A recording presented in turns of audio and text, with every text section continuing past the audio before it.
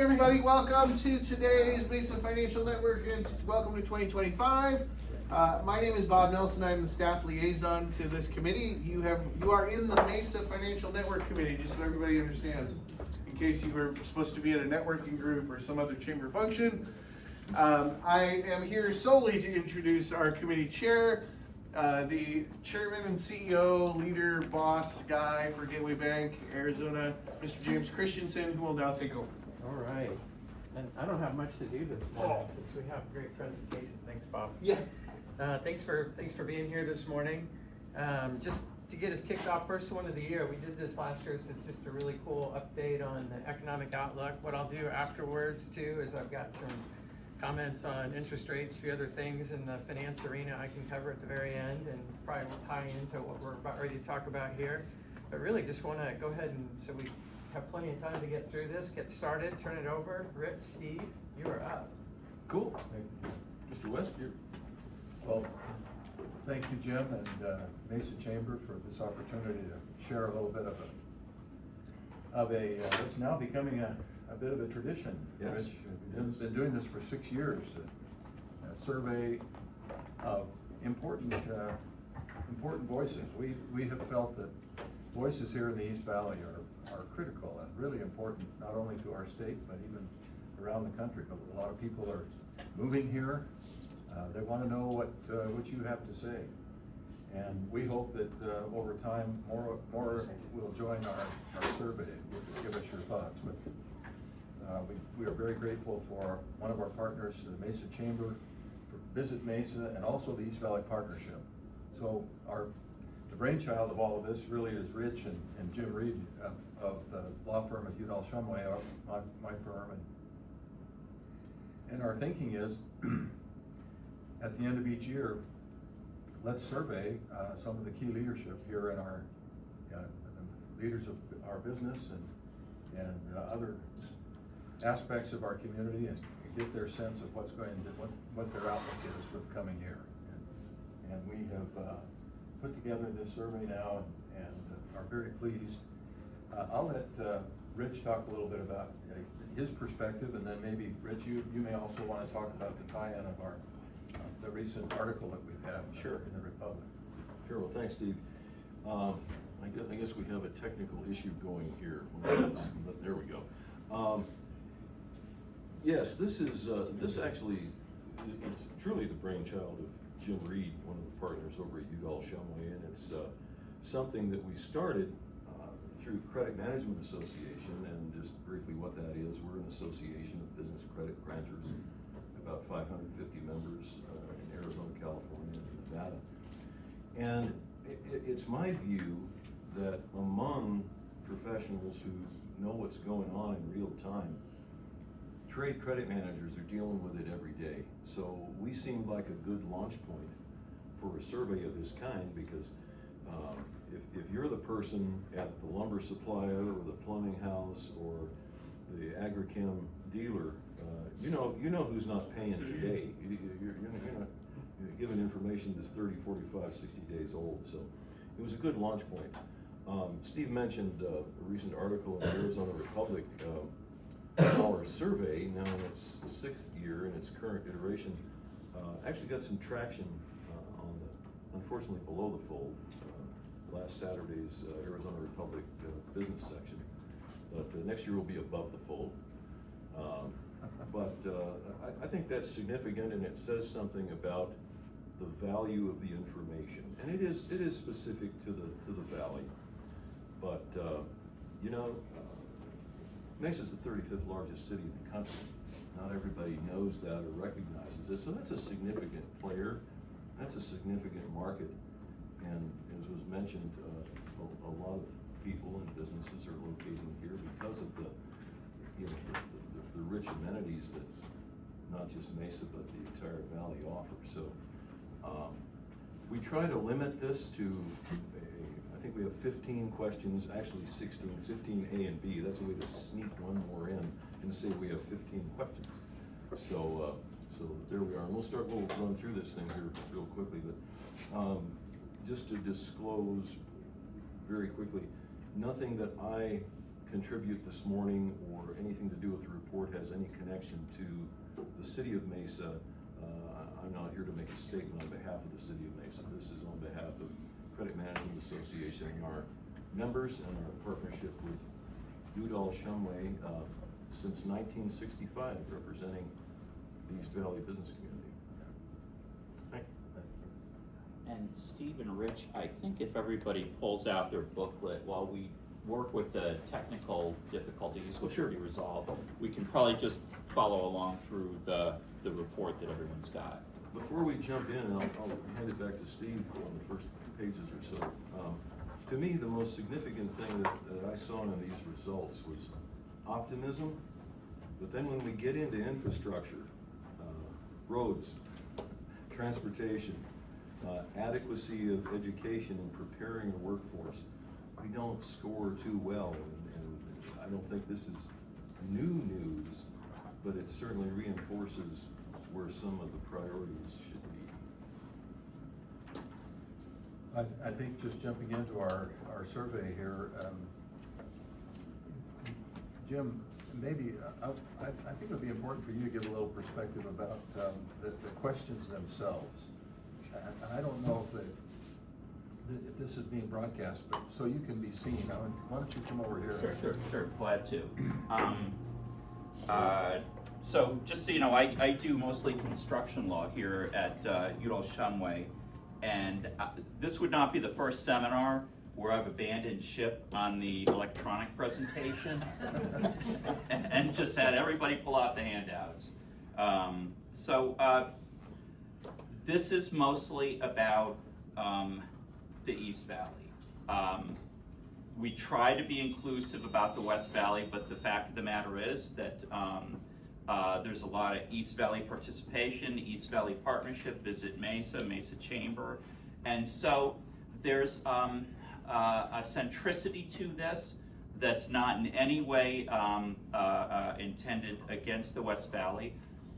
There's two concepts here. Number one, the city of Phoenix kind of has its infrastructural cement dry. Okay, when you drive into the Deck Park Tunnel, things like that, those things aren't movable. The East Valley and the West Valley are very exciting because the infrastructural footprint is not final.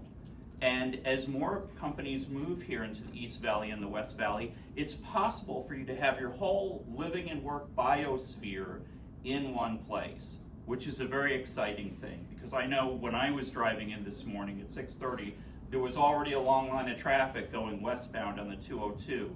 And the blood pressure, as we all get to that point where we're all dealing with blood pressure, I'm going, oh my gosh, how many strokes are being had right now in these vehicles?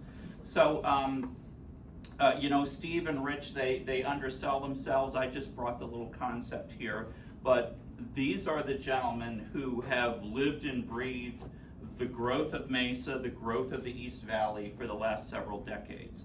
But the last comment I will make is, the thing that really stood out to hitchhike on what Rich was saying is infrastructure. And when the Arizona Republic so generously devoted half a page on their business updates section this past Saturday to our survey and to the JP Morgan Chase Bank survey, they really were shocked at how more than 80% of respondents, and these are high concept respondents.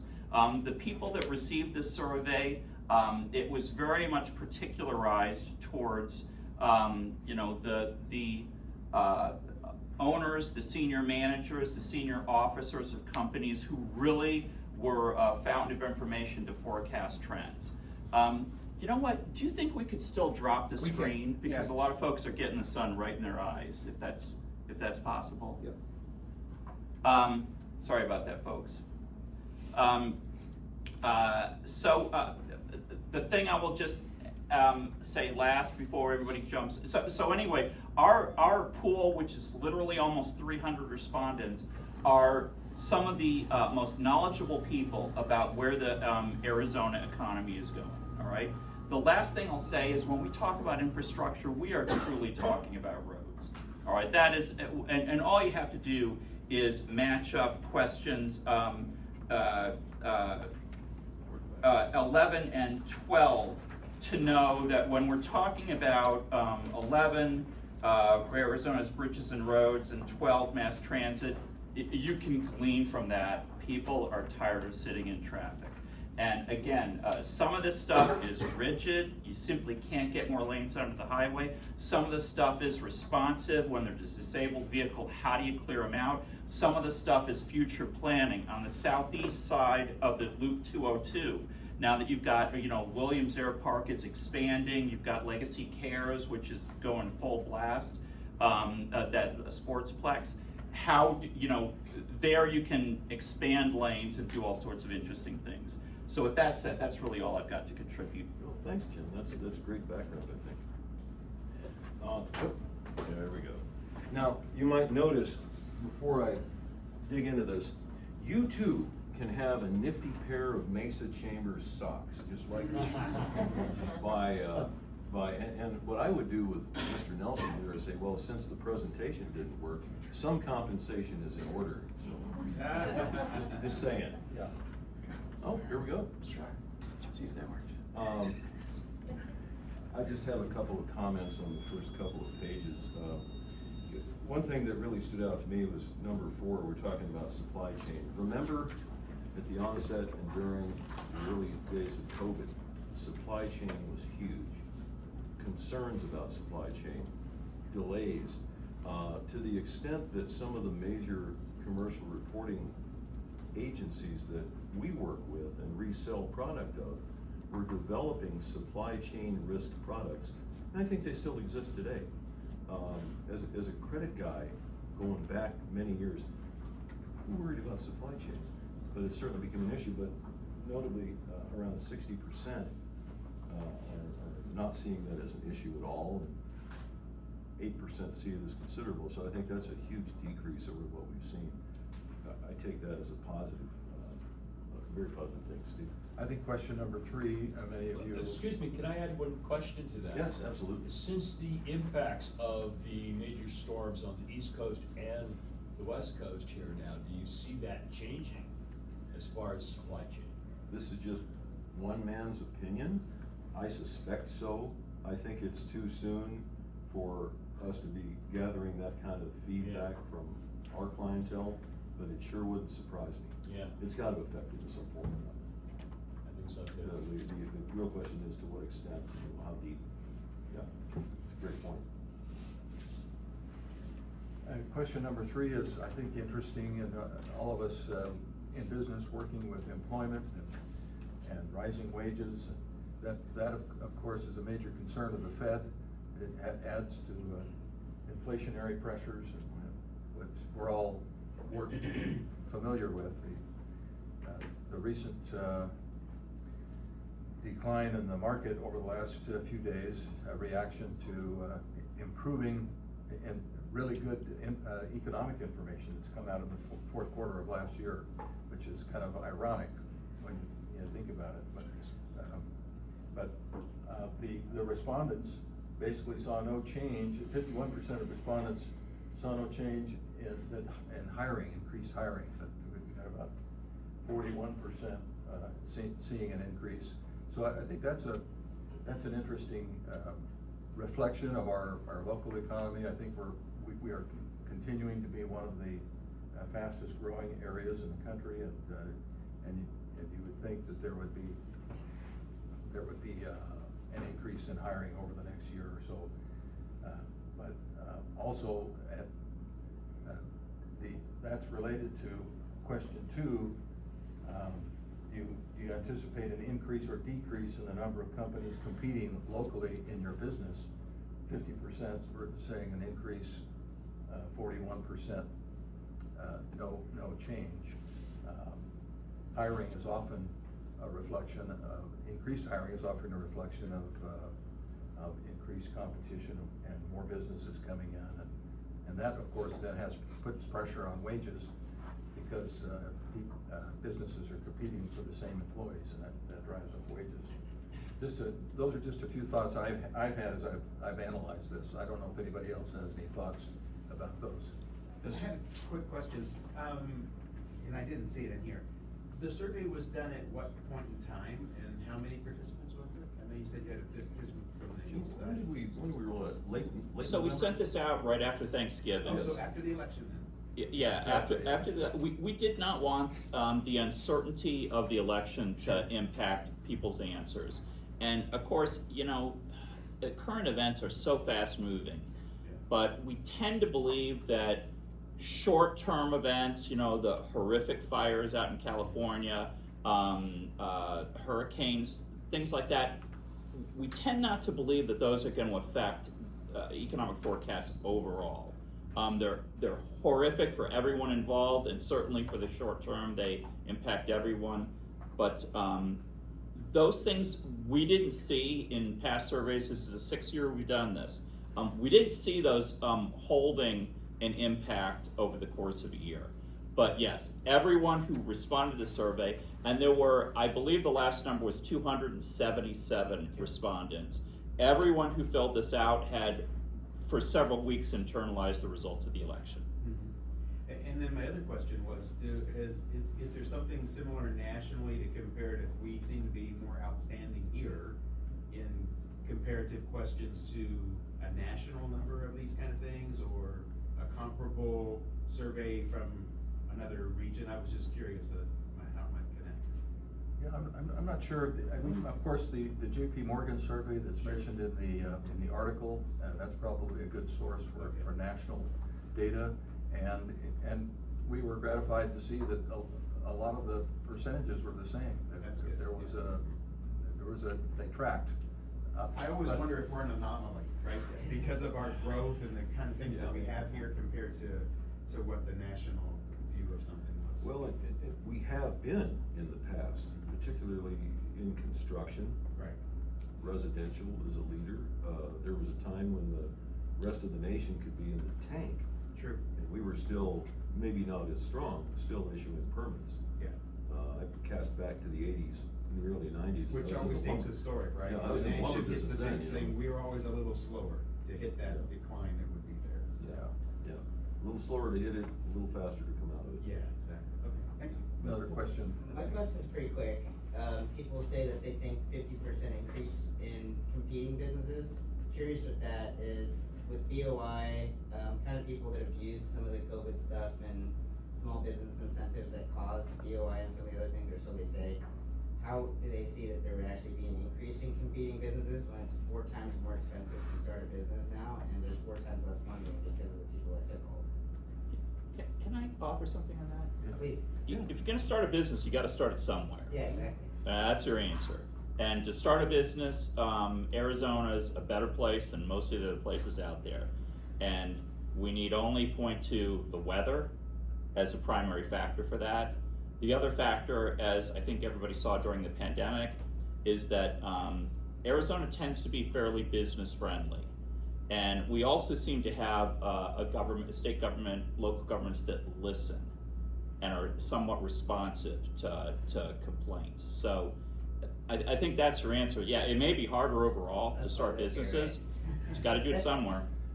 I would also say that with respect to Arizona, we're seeing a tremendous influx of capital tied to the chip manufacturers. You know, it's huge. And of course, with that comes a lot of other. They're going to need electricians and plumbers, and so others out beyond Arizona are listening to that and coming to Arizona because they can see that there will be opportunity here. That's kind of my take. That's actually a great answer to my question. Where do you guys kind of see a mass majority of people coming? Obviously, California. Yeah, You know, it's whoever starts a company here or expands into here. But Rich, you seem to know those trends with the trade association. Well, influx from California has been probably the biggest. You know, I'm just reflecting back on, I was a member of the Mesa Economic Development Advisory Board, and what I recall there is that who we were in competition for business relocates with, and chime in if you have anything further than what I'm gonna say, but it seems like we were always competing with Austin, Texas. Sites in New Mexico. Texas, Nevada, yeah. Yeah, Those Denver are now and then, usually- but nobody likes the winter. Well, here, and again, I'm with Economic Development City Mesa, and one of the things that we see is that there are other states that are willing to give land to companies that are locating in their state. But one of the ways that first of all, we can't do that in Arizona. We have something called a gift clause that does not allow us the opportunity to get land. But we're very competitive in terms of helping build infrastructure and some other things where there's a public benefit. The other thing so what we have to tell these companies, and I work with one of them, they were being courted by Texas, is that's great, they're gonna give you a great swath of land, how are you gonna get all your infrastructure put in? And at what cost will that infrastructure be? So, we always have to have those, arguments or the ability to overcome those objections of, from what they're getting from other states. I mean, I have a company right now that I'm working with, their raw materials and finished product is exceedingly, susceptible to damage from humidity, and they were looking at Houston, North Carolina, Alabama, and I was like, guys, and they're like, well, you can get HVAC. I said, do you understand the augmentation that you're going to have on those HVAC systems to combat the level of humidity you're going to be dealing with in those locations? So, I mean, we have to be quick on our feet too, to think about what does that really look like and what does it mean for the business. Well, I'm gonna give a shout out to the Mesa Office of Economic Development. They do a great job of what she's just described. And, it's a highly competitive environment. Not to belabor this, but if you've ever driven north out of Austin through Round Rock, Texas, you will see this huge thing that looks like a small city. It's called Tesla. I don't know wherever I've seen a building bigger than this. I recently made that drive and I thought, God, wouldn't it be great to have that down in the Gateway area? Think of the jobs and whatnot. But then when you consider what people think about our infrastructure, it all has to follow, it all has to be part of the plan. Great to have that, great to have 4,000 jobs, 4,000 more cars. Yeah. So it's key stuff that, and I think that this isn't gonna be the only survey that calls those deficiencies out. And I'm not being critical. Our good friend Jack Sellers spent many years on the lobbying for transportation issues and lobbying for the funding. So we know about it, but it just speaks to how much more is needed if we want to continue to attract these type of employers. Yeah, but we should add that the recent voter approval of the half-cent sales tax for transportation somewhat belies some of the feelings here. We have, as a region, in my view, been foresighted. We've passed now this half-cent sales tax 3 times. It's Loop 101, Loop 202, Loop 303. I mean, it's not as if we're ignoring it, but it is interesting to see the feelings among some of the key leaders that maybe we're not quite there yet. Well, and Steve will remember this, I think, when the idea of funding transportation originally was put on the table for discussion, there was a tremendous amount of objection. We don't want freeways here. And can you imagine what this place would look like without the loops? But there was, and I'm not saying it wasn't a small amount of resistance. So that speaks to me that, having been here a while, that we've always got to approach these things with an open mind and do the what if. Well, what if we don't? What does it look like then? And what have we shortchanged ourselves of? So it's planning is critical. Just before we move on, your question on are there other surveys? The National Federation of Independent Business just put out their survey, and back to question number 3 on hiring, the national number for those the question was a little different. It said instead of the next year, it said the next 90 days, and it was 20% instead of 40%. So still good, but then nationwide still it also showed 35% of the businesses had open positions they couldn't fill. Which is a big, yeah. And if I can hitchhike real quick on that, Russ Wiles, who wrote the article for the Arizona Republic, one of the reasons he picked Udall Shumway's survey is how closely our results did align with JP Morgan Chase's results. And so it's odd, we have come the other direction, the other end of the pendulum, and that we're not an outlier anymore. When you look at the results of this survey, you're generally looking at it overall nationally. Putting aside microeconomies that are failing and microeconomies that are, super exploding stars. I'm excited to hear that, because it seems like, previously, we always were that just offbeat, right? Yep. Good, but just offbeat, so that's exciting to see that we're almost a barometer. If we're ready to move on, 5 was interesting to me, impact of inflationary trends. This tells me that folks are still a little cautious and they don't expect immediate change in inflation. Only 27% see it as mildly, nearly 25% still feel it's a significant issue for them, and the remaining 50 still say moderately. So I guess I was expecting with the overall optimism in some of these things that it would be less significant, but not with this group. Well, when you think about it, 73% said significantly or moderately, that inflation is, we're still gonna wrestle with it this next year. And in a way that makes sense. If you're a business leader and you're anticipating increasing wages, increasing competition, that might be the mindset. And of course, I think we see that reflected in the thinking of the Fed right now.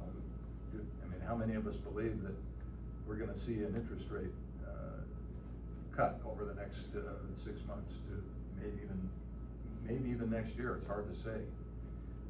But inflation does seem to be on the minds of most. There's 2 guys here with crystal balls. Yeah, we could ask the guys with crystal balls.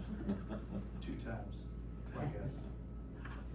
Yeah, really, looking at those, and I think where a lot of the questions come in at number 5 is inflation's gonna depend on if the economy stays hot.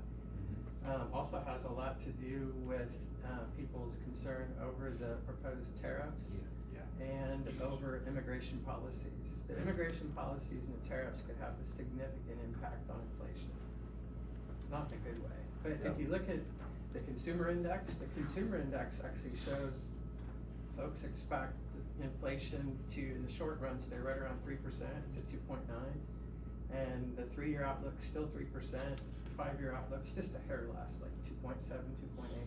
So they're looking at inflation. So really, the target for the Fed is 2. So it doesn't look like anybody's expecting we're going to get back down to that 2. So I would say, as long as, at our last meeting, said, well, what's your guess for 2025? My guess was we had no cuts. We had 4 cuts built in not that long ago, then it went to 2. Right now the consensus is 1. For the upcoming Fed meeting here this month, it's like a 97% chance of no change, so rather strong. But I wouldn't expect to see anything. But there's also, depending on those immigration and tariff policies, there's also a little bit of concern we could see rates increase. That would be a huge switch. So it'd be interesting. And about anything could happen, but I would play it down the middle and say they're going to stay. I think your question is answered about exactly like I would have guessed. So we feel that the voices of business leaders in the East Valley are important. That's why we've joined together to try to put together something where we can hear from business leaders in our region. And we didn't really see that, and try to just put it out there and say, what do you think? We wanted to design the questions as simply as we possibly could, and that's why we presented them this way. If any of you have questions that you feel like we could add to the survey that would be helpful, we would welcome those. And that's part of this forum, is to to make that appeal. If we get enough saying, we think you ought to have a question that focuses on this. And then the other plug is, we would love, if you haven't responded, we would love to have your voice be part of this. So part of our message today is your voices are important. We'd like to hear them, and we're trying to inflict as little pain as possible with the number of questions that we have in our survey. But I think we've done a pretty good job to touch on things. And then just one other thing, Jim, if you could go back to the last slide. This one, do you anticipate that out-of-state businesses relocating or expanding into Arizona are going to impact your business? No effect, 66%. What that tells me is that people here are saying there's a lot of work, there's going to be some competition, but we think there's enough work for everybody. And then look at this one, number 8. Do you believe 25 residential housing prices are going to increase? Housing and of course that is another inflationary pressure that we're all concerned about. So there's some competing dynamics here, but some interesting things you can draw even from this is really not a scientific survey, but it's our effort to try to get voices in the East Valley, and we think what we've put together are pretty important. Thanks for getting us back in our lane, Steve. I appreciate that. And with your permission, if I could jump ahead a page, because I have an obligation across the corner. If we could look real quickly at 13 through 15, A and B. This is where the business community can be an advocate for positive change. If we're all in agreement that these are issues, workforce qualification, 73% of respondents feel that we're not doing a good job in that area. K through 12 education, 76% say we're not doing a good job in that area. And couple that to the fact that Mesa Public School Board is dealing right now with revenue shortfalls. That doesn't help that in the right direction. Are you satisfied? And this one was really key to me. Rich, before we leave education, yes. could I hitchhike for 1 second? Please. You know, we did not want to go into the debate on charter schools, sufficiency of education beyond this general question, because, you know, that's an octopus with many tentacles. But one of the things that people need to feel comfortable about in relocating businesses and relocating their families here, especially when you're talking about really high-skilled workers who want their kids to grow up in a high-skilled employment future, is how good the schools are. And, you know, the question becomes, all right, are we going to be talking about a necessary commitment to private schools, or are we confident that our public schools can make it work? I noted this morning that I walk around with a green pen all the time. And that is because I went to high school in St. Louis. My English teacher always said, you know, green, she always corrected in green because it's the symbol of hope and renewal. That's the influence that a good English teacher can have your whole life. The question is, are we paying for those kinds of teachers in Arizona? And do we have the revenue to do so? So in the end, you know, it really does come down to budgetary issues. A tax attorney told me when I was starting in my career, he pulled out the tax code and went, "This is the Bible of capitalism," the tax code. And so it's really just hard to get away from budgetary issues. Well, I think that's a great point, and it was intended to be focused on just that. What do businesses look like when they consider relocation? That doesn't help us. The last one I'll leave you with before I apologize for having to duck out, but I do have to be over at City Hall. Satisfaction with the planning and zoning process, specific to the East Valley and Phoenix and the West Valley. You know, it's not a huge indictment, but again, where the voice of business can help with elected officials, local, county, state. This isn't the most encouraging vote for a business-friendly environment. This chamber endorsed one of the candidates in our recent election who spoke about facilitating as opposed to regulating. Okay? We have plenty of regulation. We need more facilitation. I would like to see the city of Mesa be one of the most friendly places to consider locating a business. And we're doing a pretty good job, but we can always do better. So these are significant things. If you agree with these things, and you're having a conversation with your legislator, or a council member, or the mayor, say, you know what, we're concerned about these things, we need to get better, because we can get better. So I'm thankful to the chamber, Bob and Sally, extremely thankful to our colleagues at Udall Shumway, but I do have to bolt. I'll grab your chair. Please For do. these last few minutes. Do you have chamber socks? I don't want to talk about my socks, Rich. All right.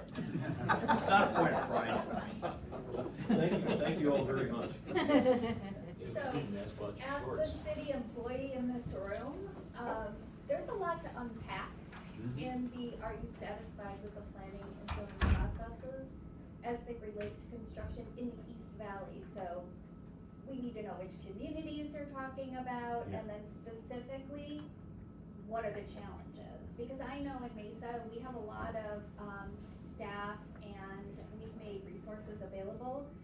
Certainly economic development walks big projects through by the hand. We handhold them through that process. We also have a small business assistant that helps small businesses get through that planning and zoning process as well. I don't know that other communities in the East Valley do that the way Mesa does. But again, a lot to unpack in that simple question. And can I do a quick follow-up on that, which is, you know, it's not that bad, because when you look. All I know was 28%. Yeah, 28%, 1 out of 4. Mixed opinion, 17% and 20%. No opinion, about half. One of the things that your comments raise is the fact that we wanted to limit this to 15 questions because people need to get in and out of the survey quickly. But it's also a possibility that Steve and Rich and I can discuss about maybe having quarterly surveys that press on particular issues. Because sure, and some of these need to almost be fill-in-the-blank responses to get people to say, okay, what about planning and zoning are you not happy with? Yeah. And obviously we have a lot of mixed, and much of what Steve does is real estate, and I'm proud to be at a firm, Udall Shumway, which helped do a lot of the planning and zoning footprint in Mesa. Mixing businesses with residences, and mixing multifamily housing apartments with homes. These are very complex issues and hot button issues. And Steve, what are your experiences with that and what you're hearing from clients? Well, I don't actually do a lot of planning and zoning work. We don't currently do a lot of that with our firm. So I don't know that I have my voice isn't very helpful there. But I do say that we may want to reconsider our question for next year and rethink it, because we're getting a lot of no opinion on this, and it tells me that a lot of people aren't either not experiencing it, or one question, for example, might be that we might replace it with, do you anticipate having to deal with planning and zoning, economic development of the city that you live in, or that your business is in the next year? And how many respondents, what would that tell us? And then, do you have any concerns about? I'm just trying to think of how we might redraft the question for next. Because out of the 280 respondents, it could be that not a ton of them interfaced with planning and zoning. And we tend to call this kind of an elite survey because of the nature of the people who respond to it. But with that said, even people, decision makers at that level, on occasion might want to vent. And they might have had a bad experience because somebody just built an apartment complex in their neighborhood and they let loose on that one. And I think the same is with respect to infrastructure. It'd be interesting to focus group some of that. We have what, I think we're Just at a the couple end, right? minutes. Yeah, we just have a couple of minutes, we need I to wrap this up. Sure. Listen, we tried to be you all have been immensely helpful in your feedback. Last year, we tried to respond to the concerns about the nature of our question about the sufficiency of education. And because we had, I think, community colleges and maybe even four-year universities mixed in there. And we pulled it back, but even the K through 12 question it generalizes a bit because it mixes in private, public, you know, we're trial and error in charter schools in Arizona like many states. So, you know, we're trying our best, but at the end of the day, this survey is really about a couple of questions. One of them is question 6. Do you anticipate that Arizona's economic growth will improve, decrease, or remain stable in 2025? 59% said it would improve. And then question 9, overall, are you optimistic or pessimistic about the 2025 Arizona economy? 66% of the respondents were optimistic. And because commercial construction is such a driver of the Arizona economy, number 10, do you anticipate 2025 commercial construction and development will increase, decrease, no change? 42% think it will increase. Now, interestingly, you know, 33% think it will decrease. You know, is that regionally? Is that just in their sector? And I will tell you, you know, Rich's Trade Association deals mostly with material suppliers and equipment rental companies. My construction law practice is mostly on the side of material suppliers and rental equipment companies. They are the canaries in the coal mine when there are downturns. And what we felt through the survey, what we're feeling through just coffee talk, is that they aren't seeing red lights right now.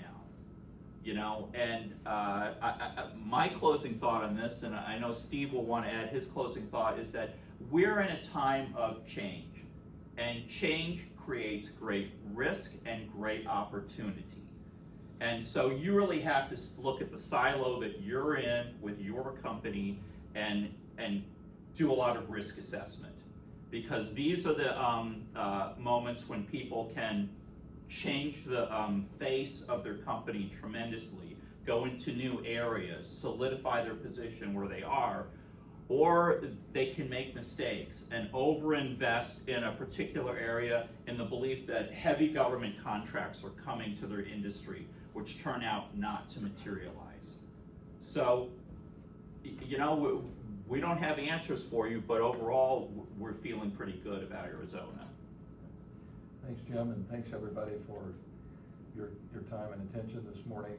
I think in summary, voices, we're advocating for East Valley voices. We want to hear them. We would make an appeal for your feedback if you have any thoughts about the survey, and also your input if you haven't participated, and spread the word, because we'd like to expand the size of the survey and get more voices into it. So thank you again, Bob. Yeah, absolutely. Thank you, guys. Just a quick reminder before I turn you loose for the day. Tomorrow is Government Affairs. We do have Mesa Fire coming in, and I believe it is Assistant Chief. I can't remember. We have an Assistant Chief coming in tomorrow for Mesa Fire doing our Government Affairs. That's in this room at 7:30, so please feel free to come on in and be a part of that. Otherwise, next month, I don't think we've released an agenda item for next month yet. And we're changing to the first Friday. And we are going to change the schedule of this meeting to the first Friday of the month. So I will get you an invite for next month so that you can add it to your calendar and make sure that you're here. And then James and I will work together on getting an agenda together for that meeting. So And the last thing I'll say on this too Yeah. is on the economic activity on the beige book, that all 12 districts for the fourth quarter showed an increase. That's pretty awesome. Yeah. We run a little stronger than the nation, but that was incredibly encouraging. And, you know, on the regulation side, I think as bankers, one of the things we might see, I mean, the comment I saw from Travis Hill, who's still wet behind the ears and I think was born after I got married. They're talking, and I think Rich had almost mentioned something close to this earlier, is that they're gonna focus less on process and more on core financial risks, which for us would be awesome. It's like, look at what's important, not the ticky-tacky stuff, and that's what really makes the bankers wanna retire and not wanna do this anymore. And so it's gonna be, you know, they've always talked about right sizing based on your complexity, which they, in my opinion, they've never figured out how to do, but the economic activity across all 12 districts, that's unusual. I mean, that's really strong. So, and then the economic activity here and what's expected, that is like, man, we need to get another branch. So, that's really good news. Please feel free to talk to these guys. We have nothing going on in the room, so don't run away if you don't want to. Yeah. Quick plug on Annette and I's committee, because the question about workforce, I mean, it really stands out. So Community Action Partnership, a month from now, second Tuesday of the month, we're gonna be talking about workforce at the next meeting, so we gotta work on it.